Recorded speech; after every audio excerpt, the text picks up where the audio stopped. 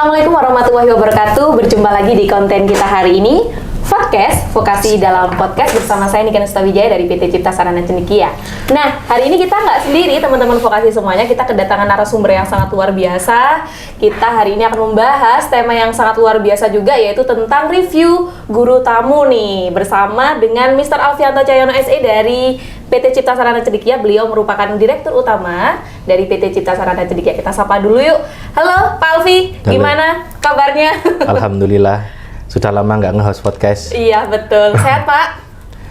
Ya, selalu sehat ya, karena yang paling utama itu kan kesehatan. Oke, lumayan sih, tapi lumayan agak mulai kerasa kaget kali ya. 2 tahun nggak pernah kemana-mana, terus kemarin harus main ya, dan mainnya cukup jauh ya. Ya lumayan. Oke, nah perlu teman-teman ketahui semuanya, jadi PT Cipta sekarang ada program baru nih ya Pak Alfi ya, yaitu Roadshow Guru Tamu nih. Nah, Roadshow kemarin Pak Alfi telah melaksanakan roadshow di Region 1, yaitu di Banyuwangi Pak Alfi. Sebenarnya roadshow sendiri itu seperti apa Pak Alfi, bisa dijelaskan? Kalau kita ngomongin masalah roadshow ya kan, salah satu poin utamanya kenapa kita mengadakan roadshow itu kan kita sebenarnya bergeraknya itu servis ya. Oke. Dan kita membantu sekolah-sekolah itu untuk bisa mengembangkan dan meningkatkan kualitas mutu pendidikannya kan. Rencana kita itu kan harapannya seperti itu. Oke. Nah, kita merasakan itu awalnya dasarnya itu dari keresahan ketika kita mendapatkan atau menerima adik-adik yang PKL. Itu saya yakin kamu pasti merasakan sendiri ya. Iya, betul. Betapa perlunya kita punya usaha ekstra untuk memberikan bahkan hanya sekedar wawasan sama gambaran ke anak-anak yang datang untuk PKL di tempat kita gitu. Nah, dari keresahan-keresahan itu kemudian disambung dengan pergerakan kurikulum yang sekarang luar biasa sekali dengan kurikulum Merdeka ini, semua setnya baru. Akhirnya banyak sekolah-sekolah itu yang membutuhkan membutuhkan bantuan pendampingan ya, atau minimal butuh pencerahan atau butuh informasi lah, paling nggak butuh wawasan mengenai gimana caranya kita ngeset anak-anak, ngeset peserta didik yang mungkin selama ini ya mereka juga pasti terdampak pandemi, terus banyak yang pengen diolah lagi. Ya akhirnya kita memutuskan untuk mendatangi dengan melakukan roadshow ini tadi. Jadi tujuannya memang ya fokus utamanya di Banyuwangi. Kemarin Region 1 kita melaksanakan guru tamu, tapi harapan saya nanti ke depan kita roadshow nggak cuma guru tamu aja, tapi banyak program pendampingan lain yang bisa kita jalankan sambil kita bersilaturahmi lah ya, intinya tujuan utamanya ke sekolah-sekolah yang bekerja sama-sama kita semua di sini. Luar biasa sekali ya. Dan Pak Alfi telah melaksanakan roadshow untuk Region 1 di Banyuwangi nih Pak Alfi, dengan berapa ya jumlah sekolahnya, cukup banyak sebenarnya, dan nggak mencakup semua sebenarnya karena waktu juga nggak cukup gitu kan. Ada kurang lebih sekitar 12 sekolah negeri dan swasta di Banyuwangi, betul Pak Alfi? Ya, awalnya kurang lebih 12 ya. 12, oke. Nah, kenapa kok harus roadshow dan kenapa Pak Alfi menentukan Banyuwangi sebagai destinasi yang pertama? Kenapa harus roadshow? Karena tadi ini kondisi habis pandemi nih kan. Terus saya juga melihat nggak semua sekolah akhirnya dan nggak semua region mungkin bisa dalam waktu dekat dan bersamaan, atau kita harapkan untuk datang ke base camp kita ya, ke kantor untuk ngirimkan anak-anak, atau mungkin untuk sekedar guru magang atau untuk pelatihan gitu. Nah, kita menyadari beberapa keterbatasan itu, akhirnya kita memilih untuk kita yang turun, kita yang berangkat gitu. Nah, kita menjalankan roadshow. Kenapa kita menggunakan tagline roadshow itu? Karena memang targetnya nanti adalah kita bisa keliling tuh, nggak cuman di Jawa Timur aja, tapi nanti kalau bisa kita perluas skupnya, kita bisa kemana-mana lah nantinya. Nah, kenapa Banyuwangi? Ya. Nah itu, kalau informasi yang dulu, sekarang pasti saya yakin jumlahnya juga mungkin sudah bertambah ya, atau malah sudah di stop sekarang. Seingat saya dulu kita pernah untuk penjurian LKS di kabupaten, waktu itu pesertanya 38 sekolah ya, betul. Untuk jurusan AKL saja, itu akuntansi keuangan lembaga. Dengan jumlah sekolah sebanyak itu ya, dengan antusiasme yang sangat masif sekali, dan bahkan mayoritas SMK AKL di Banyuwangi itu juga bekerja sama dengan kita, baik di UKK-nya, kemudian di PKL-nya, bahkan dulu sempat kita menjalankan kelas khusus juga ya, walaupun akhirnya harus terhenti karena pandemi kemarin. Betul. Akhirnya saya memutuskan untuk kita mulai dari batas paling timur, ya, batas mitra kita yang berada di paling timur Pulau Jawa. Karena kalau kita ngomongin timur lagi, sekarang masih terbatas juga ya kemampuan kita untuk bisa berangkat ke Papua sama ke Nusa Tenggara gitu untuk ke sana, karena waktu ini yang jelas kita dikejar-kejar sama waktu juga. Ya udah kita memutuskan untuk Banyuwangi dulu. Awalnya kepengennya semuanya, tapi menyadari kemampuan dan batasan sebagai manusia, saya bilang, udah 1 hari 3 sekolah aja deh waktu itu sama kamu. Saya sanggup berapa Pak sehari gitu. Saya bilang sehari 3 sekolah gitu. Ternyata sehari 3 sekolah itu cuman 4 hari kita di sana guru tamu itu habis suara kan. Kenapa? Karena ketika akhirnya ketemu sama anak-anak itu momennya itu langsung kerasa gitu ya. Dan mereka mungkin selama ini karena di rumah kali, terus karena luring, karena daring, karena virtual gitu ya, pembelajaran jarak jauh, kayak feel-nya kurang. Nah begitu ada guru tamu, terus kita masuk, kita bahas di dunianya mereka dulu. Saya masuk, saya kenalkan dunia kita terus seperti apa. Ketika mereka itu antusias, energi itu kan ngalir ya, kalau dari manusia gitu. Jadi ketika mereka itu positif, saya ikut positif gitu. Akhirnya semangat terus. Akhirnya ya, cukup di 11 sekolah kemarin kalau nggak salah. Karena yang satu harus berhalangan, ada keperluan lain juga, dan itu sifatnya sangat mendesak dari pemerintah. Memang ya akhirnya kita terpaksa reschedule, nanti mungkin kita bisa sempatkan main ke Banyuwangi lagi, karena dari 38 kita baru bisa cover 11. Okay. Kalau 38 sehari 3 sekolah, saya nggak ngantor 2 bulan. Oh iya. Bahaya nih kantornya kita sepi nih. Harus keliling gitu. Terus kalau begitu, ini mungkin rekan-rekan vokasi semuanya penasaran nih Pak Alfi. Roadshow guru tamu ngapain aja? Ini bisa dijelaskan gambarannya seperti apa, ngapain aja sih gitu. Itu sebenarnya sudah kita jadikan, itu sudah kita kemas jadi satu konten tersendiri ya. Kalau ngomongin konten, sekarang kita nggak bisa dikit-dikit konten. Ya memang dunianya sekarang itu awalnya dari konten. Kita harus melihat konten juga, dan kita harus menyebarkan hal-hal positif gitu. Saya menjadikan perjalanan kemarin itu jadi satu konten catatan yang nanti akan kita up juga, jadi teman-teman bisa lihat realnya itu kita lagi ngapain gitu ketika roadshow guru tamu. Cuman ngapainnya si roadshow saya di Banyuwangi ini kemarin, yang pertama tadi saya kepingin silaturahmi karena sudah lama nggak ketemu. Ya sama rekan guru-guru yang sudah akrab-akrab sekali, alhamdulillah. Ini masih Banyuwangi, belum yang lain, karena saya nggak enak juga kalau ditanyain Pak kok cuman Banyuwangi gitu, yang lain kok belum gitu. Betul. Kita masih mengatur jadwal untuk roadshow yang berikutnya.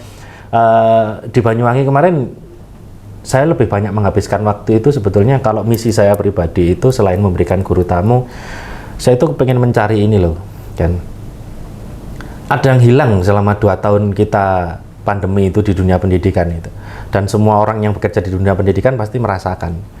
Nah saya pengen mencari hal-hal yang hilang tadi, terus menampung suara-suara dari sekolah tadi mungkin yang sama ini belum terfasilitasi. Saya mencari hal-hal baru di situ, saya mencari program-program atau masukan-masukan yang kira-kira bisa kita olah. Nah selama di Banyuwangi kemarin, saya nggak kemudian hanya sekedar datang kemudian kita guru tamu 2 jam selesai, enggak. Kita banyak ngobrol juga sama Bapak Ibu guru, sama beberapa kepala sekolah. Bahkan dengan luar biasanya sambutan di sana, kita disambut, kita difasilitasi. Ada teman-teman yang memfasilitasi tempat untuk tinggal, untuk menginap. Jadi ada yang mengajak kita untuk ngobrol, diskusi juga. Itu ada yang bahkan sampai bertukar pikiran di situ. Jadi luar biasa banget selama roadshow kemarin, walaupun hanya 4 hari kita ketemu hanya 11 sekolah, tapi masukan yang saya dapat di situ, saran yang saya dapat di situ, keluhan-keluhan itu banyak banget gitu. Terutama ketika melihat anak-anak, saya jadi sadar gitu.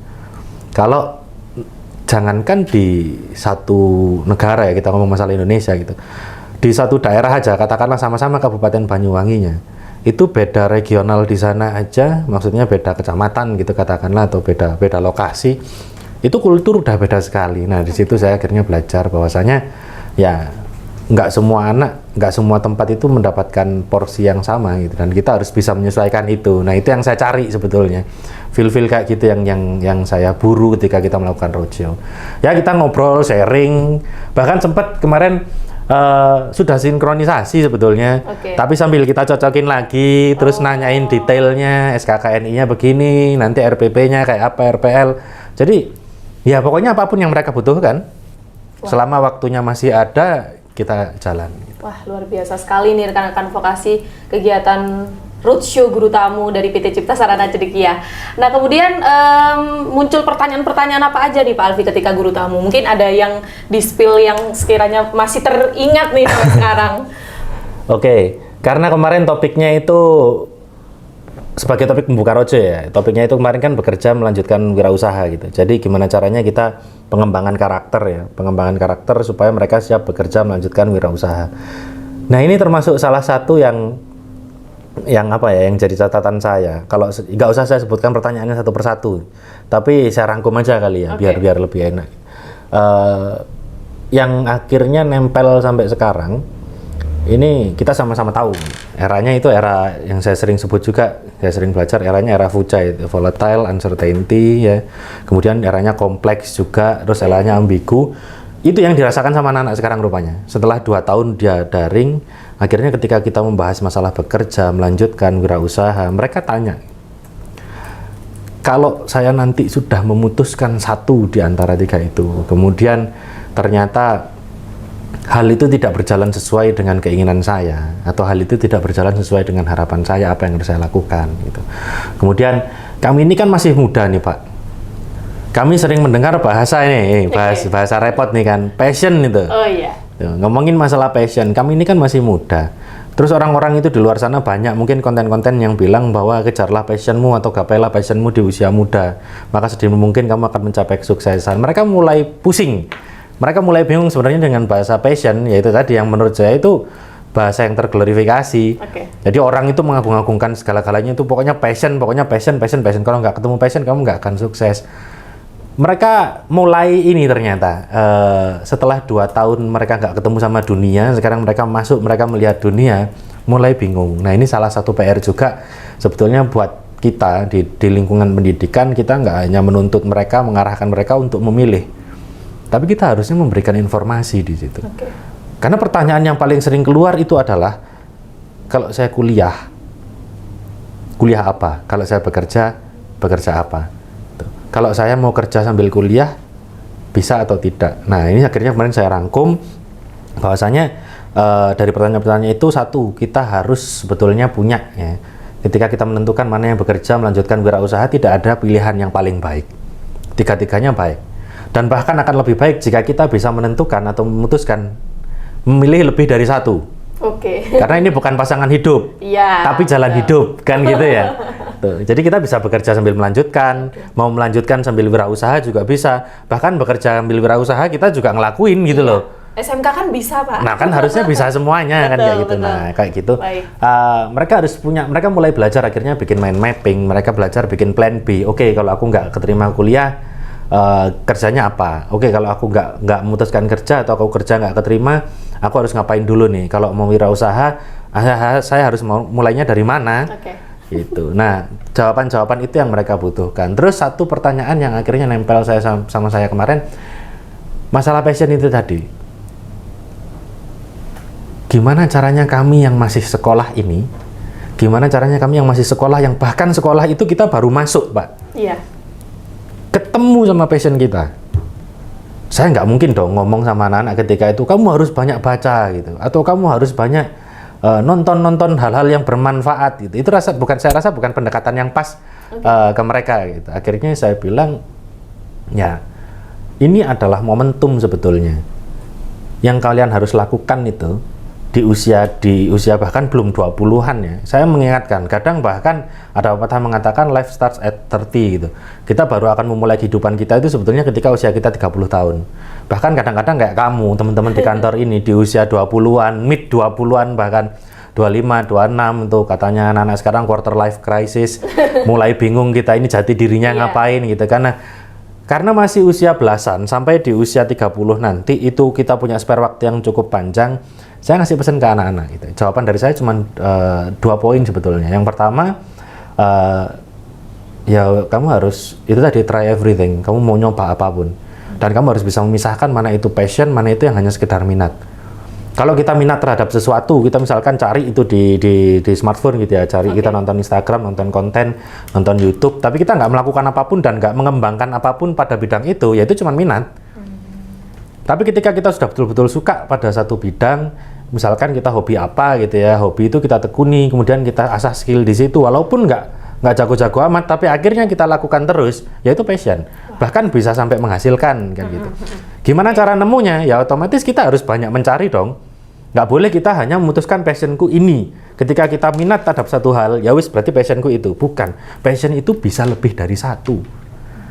Gimana caranya kita menemukan? Cari ya. Makanya mumpung masih muda berarti harus buka mata, buka jendela seluas-luasnya, cari.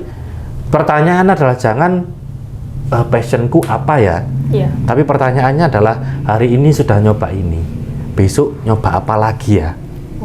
Setiap sekolah saya selalu katanya besok nyoba apa lagi ya, nggak cocok, besok coba apa lagi ya. Tapi bukan berarti kita nggak cocok itu langsung kita menyerah, enggak. Nah prosesnya Anda yang bisa mengukur, prosesnya kita yang akan mengukur. Aku passion, aku minat, ternyata nggak skill di sini, skillku biasa-biasa aja. Oke, cukup. Ini saya jadikan hobi. Nah, kita nyari lagi passion baru apa, tambahin terus. Nah, dengan gitu, otomatis poin yang kedua adalah dari usia katakanlah 17 sampai usia 30, ada satu hal yang harus kita lakukan bersama-sama sebetulnya. Apa itu, Pak? Investasi. Investasi. Tapi investasi yang saya bilang ini bukan tentang uang, bukan investasi di pasar uang atau di pasar modal. Karena investasi terbaik pada usia remaja atau usia sekolah hingga usia di perguruan tinggi, investasi terbaik itu adalah investasi pada diri sendiri. Tidak hanya belajar, maksudnya kuliah atau sekolah, belajar yang tekstual, tapi belajar banyak hal baru, belajar wawasan baru, belajar skill baru, bahkan grooming itu termasuk bagian investasi diri. Okay. Jadi jangan salahin kalau anak-anak itu belanjanya skincare atau ini, enggak, selama mereka mau, selama mereka tahu, selama arahnya jelas, loh itu investasi pada diri sendiri. Merawat diri, belajar tata busana yang baik, tata cara yang baik, tata wicara yang baik, itu investasi. Okay. Jadi yang harus dibanyakkan adalah investasi. Betul-betul jadi catatan saya di roadshow yang pertama kemarin, ya memang belum waktunya sepertinya roadshow saya ini masuk ke guru tamu yang topiknya langsung di core kompetensi ya, dasar-dasar kompetensi. Kita memang harus mulai dari bawah, dari hal yang sifatnya umum lagi. Kita harus ngasih gambaran yang menyenangkan ke mereka supaya ketika balik ke kompetensinya nanti mereka sudah seneng gitu loh. Iya. Karena iya, aku cenderung nggak cuma belajar akuntansi tok loh. Tapi harusnya aku juga belajar hal-hal seperti ini. Kayak wah, luar biasa. Mungkin sambil diminum dulu Pak Alvin, ya, kopinya silakan. Wah, ini sudah disiapkan nih sama tim kita nih. Wah, masih hangat nih. Ternyata antusiasnya juga sangat luar biasa ya Pak ya, tentang roadshow guru tamunya baik dari sisi siswa maupun sekolahnya. Wah, luar biasa. Monggo Pak Alvin. Ya.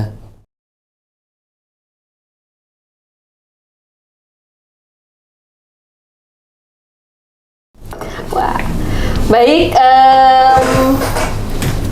Kita ke pertanyaan terakhir Pak Alvin. Nah, ini sudah di akhir-akhir konten nih rekan-rekan vokasi semuanya. Kalau tadi sudah membahas tentang dengan sebegitu detail tentang kegiatan roadshow guru tamu yang sudah terlaksana di Region 1 yaitu di Banyuwangi. Kapan lagi Pak? Roadshow lagi kapan nih? Dan rencananya apakah Cipta ini setiap bulan atau setiap apa Pak? Mungkin bisa dijelaskan nih sama teman-teman vokasi semuanya. Oke, kalau gitu ini akan saya jadikan konten ini ya. Saya numpang nih, saya free riding ya. Saya nebeng di konten ini untuk spill beberapa program kita. Yang otomatis harusnya ini juga jadi pressure buat kita juga ya, biar kita bisa jalan gitu. Di Banyuwangi kemarin kita bulan Agustus awal ya. Kita di awal Agustus kemarin. Kemudian kita sempat nge-review dulu. Nanti untuk detailnya perjalanan seperti apa, materinya dan yang lain teman-teman bisa lihat di konten yang khusus, konten roadshow nanti yang akan diupload oleh teman-teman kreatif di YouTube kita. Nah, berikutnya roadshow ini akan saya agendakan bulan September. Wah, bulan depan berarti ya? Iya, pertengahan mendekati akhir kayaknya. Oke. Kemarin kamu menawarkan jadwal tanggal 19 ya, kurang lebih. 19 ya, oke. 19, region kedua yang akan saya pilih adalah di Gresik, Lamongan, dan Tuban. Wah, luar biasa nih. Ayo teman-teman vokasi di Gresik, Lamongan, sama Tuban ditunggu ya info terbaru dan undangan dari kami siapa sekolah yang beruntung ya Pak Alvin. Ya mumpung saya belum ngunci jadwal sih. Oke. Ya belum ngunci jadwal sekolah-sekolahnya nanti bisa kontak ke Mbak Niken ya mungkin untuk memastikan jadwal roadshow-nya. Berarti ya kita buat sistemnya sama, kita buat 4 hari aja. Roadshow ini rencana saya akan saya lakukan setiap bulan. kecuali nanti di bulan Desember, Januari dan Februari. Oke. Karena ada beberapa program yang akan keluar pada bulan-bulan itu yang menyebabkan kita nggak bisa untuk keliling. Bahkan Rojo nanti nggak hanya mungkin saya saja, nanti teman-teman kreatif juga akan berangkat, kamu juga akan berangkat, teman-teman yang lain juga akan berangkat.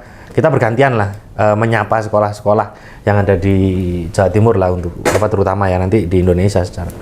Nanti Desember, Januari, Februari itu ada beberapa program gede yang akan saya keluarkan. Nggak saya launching di video ini karena nanti teasernya akan kita lepas sendiri biar rame ya. Yang jelas program-program itu akan menjawab semua permintaan dan menjawab semua pertanyaan dari sekolah-sekolah yang selama ini bermitra dengan kita. Nah itu program-program ya udah biarin nanti teasernya kita keluarin sedikit-sedikit. Wah luar biasa sekali, terima kasih Pak Alfiato Cahyono atas reviewnya, sangat bermanfaat sekali, luar biasa, dan ditunggu ya untuk sekolah-sekolah lain, ditunggu kegiatan roadshow guru tamu di sekolah Bapak Ibu dan rekan-rekan semuanya. Baik rekan-rekan semuanya, sudah di penghujung konten kita hari ini ya, podcast Vokasi Dalam Podcast. Jangan lupa untuk selalu mengupdate informasi terkini di bidang akuntansi, perpajakan, dan vokasi di sosial media kami di Cipta Sarana Cendekia. Jangan lupa follow, like, and subscribe. Terima kasih, saya Nika Nusta Wijaya, mohon undur diri. Sampai jumpa di konten podcast kita yang lain. Terima kasih, wassalamualaikum warahmatullahi wabarakatuh. Podcast Vokasi Dalam Podcast.